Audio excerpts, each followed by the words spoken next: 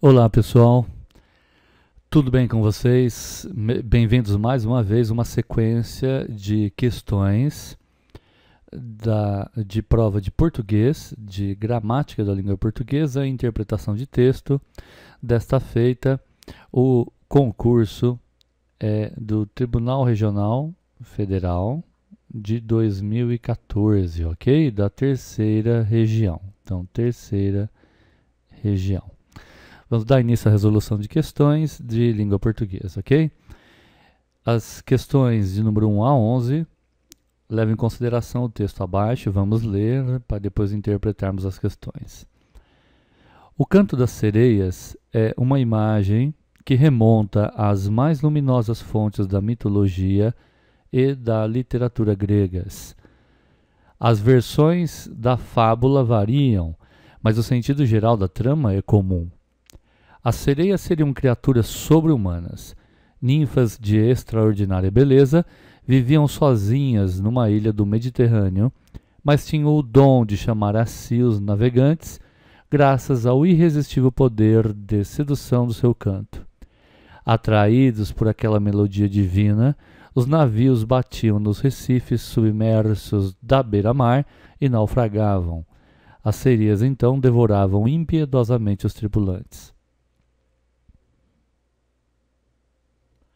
Doce o caminho, amargo o fim. Como escapar com vida do canto das sereias? A literatura grega registra duas soluções vitoriosas. Uma delas foi a saída encontrada por Orfeu, o incomparável gênio da música e da poesia. Quando a embarcação na qual ele navegava entrou inadvertidamente no raio de ação das sereias, ele conseguiu impedir a tripulação de perder a cabeça, tocando uma música ainda mais sublime do que aquela que vinha da ilha. O navio atravessou incólume a zona de perigo. A outra solução foi a de Ulisses. Sua principal arma para vencer as sereias foi o reconhecimento franco e corajoso da sua fraqueza e de sua falibilidade, a aceitação dos seus inescapáveis limites humanos.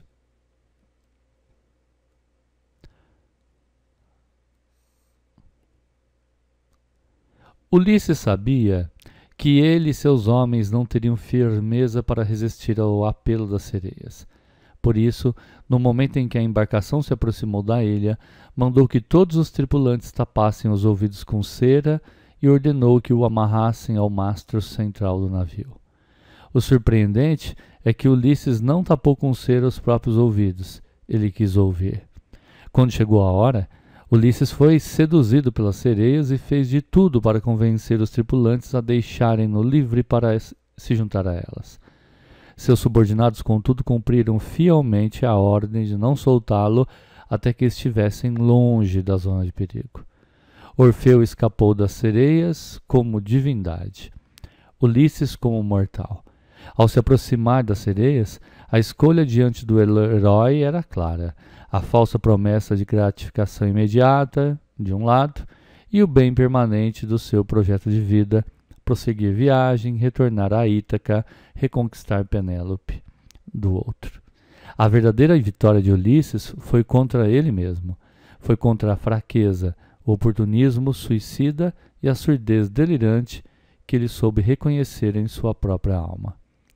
Texto adaptado de Eduardo Gianetti, Auto Engano, Companhia das Letras, 1997, formato de e-book.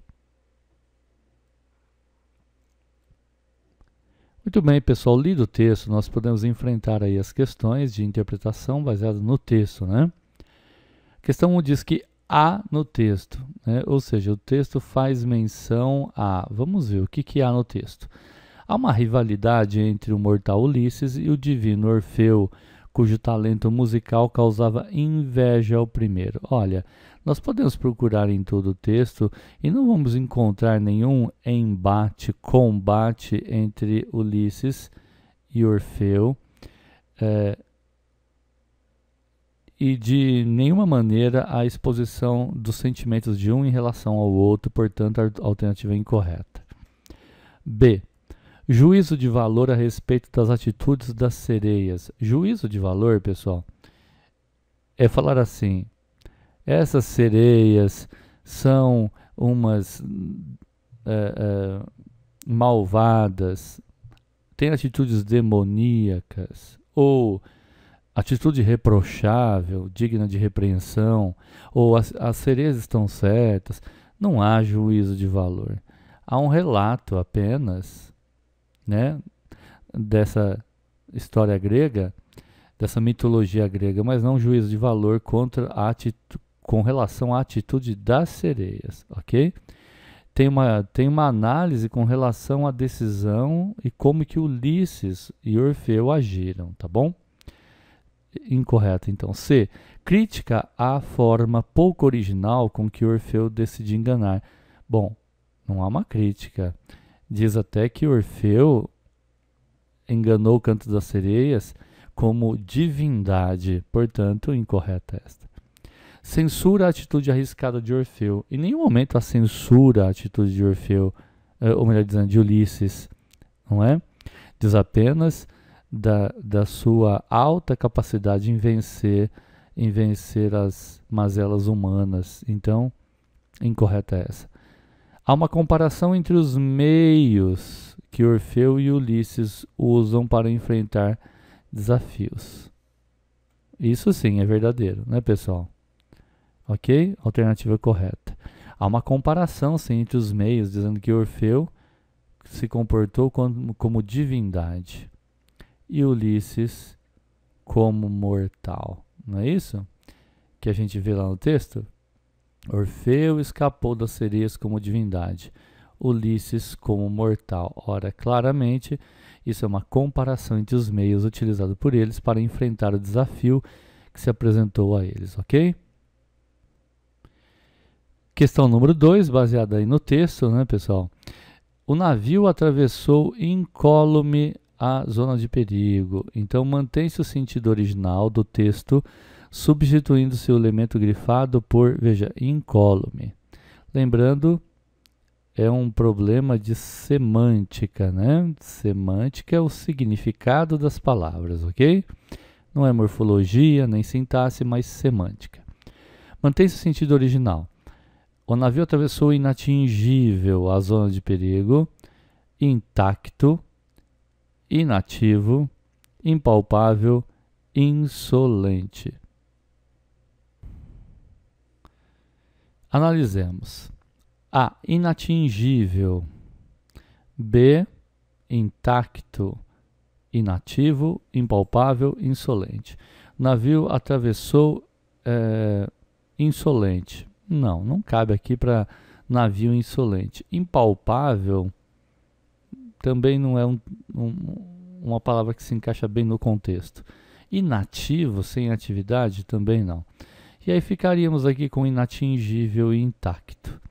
Bem, pessoal, realmente o navio atravessou intacto, a salvo, não é isso? A salvo. Estaria correto aqui, ó, se em vez de inatingível tivesse inatingido, ok?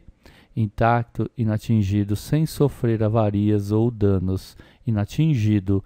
Agora, inatingível é mais uma qualidade, uma habilidade do que a condição em que ele atravessou lá, né? Então, intacto, a melhor opção de resposta, comparando-se as duas possibilidades aqui, ok? A questão número 4 aí do texto. Doce o caminho, amargo o fim. No terceiro parágrafo do texto, não é, pessoal? A frase acima, A. Contrapõe a natureza singela das sereias à violência do mar. Bom, pessoal, quando eu falo doce o caminho, né, amargo o fim, o que ele está fazendo é falando sobre o percurso, o trajeto dos navegantes, quando então, lá no fim desse trajeto, eram seduzidos pelas sereias. Então, doce o caminho. Ele está falando sobre o percurso dos navegantes, ok? E quando ouviam o canto das sereias. Agora, ao serem seduzidos e após a sedução eram consumidos, atacados, aí é o amargo fim.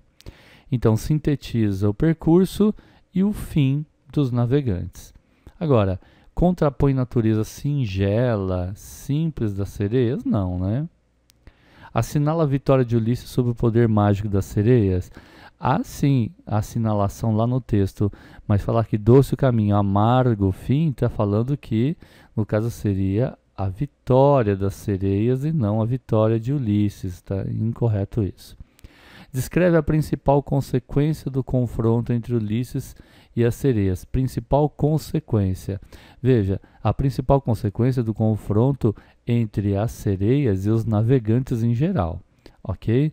Quanto Ulisses e as sereias, o fim foi vitorioso, foi doce, não amargo, como diz aqui, porque Ulisses venceu as sereias. D. Introduz a razão pela qual Orfeu venceu o embate. A razão é porque o doce é o caminho e o fim é amargo? Não. Se Orfeu venceu o embate contra as sereias, o fim não foi amargo. Portanto, é óbvio que o texto não se refere ao embate entre Orfeu e as sereias ou entre Ulisses e as sereias, mas sim entre navegantes comuns e não esses dois. Portanto, a alternativa E é que confirma aqui, ok? Bem, vamos encerrando esta aula por aqui, já resolvendo aí essas 4 questões. Na próxima aula continuaremos com mais questões acerca do texto hoje lido e interpretado, ok? Retomaremos na próxima aula a leitura do texto e também a interpretação. Bons estudos a todos, até a próxima aula.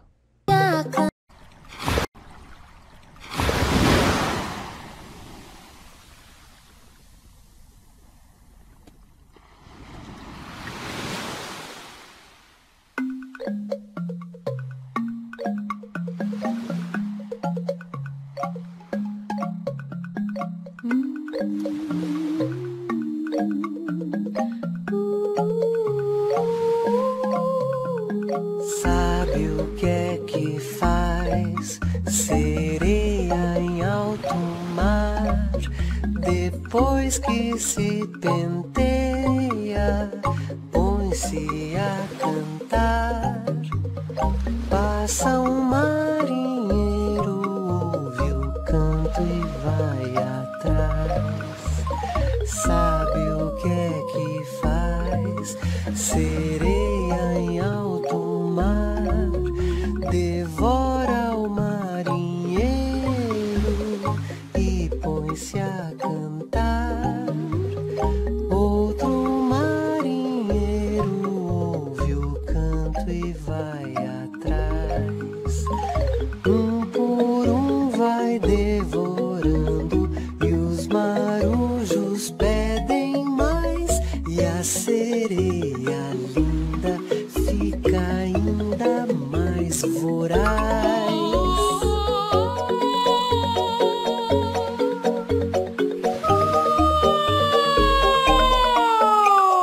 Sabe o que é que faz sereia em alto mar? Depois que se penteia, põe-se a cantar. Passa o marinheiro, ouve o canto e vai atrás. Sabe o que é que faz sereia em alto mar? Devora o marinheiro e põe-se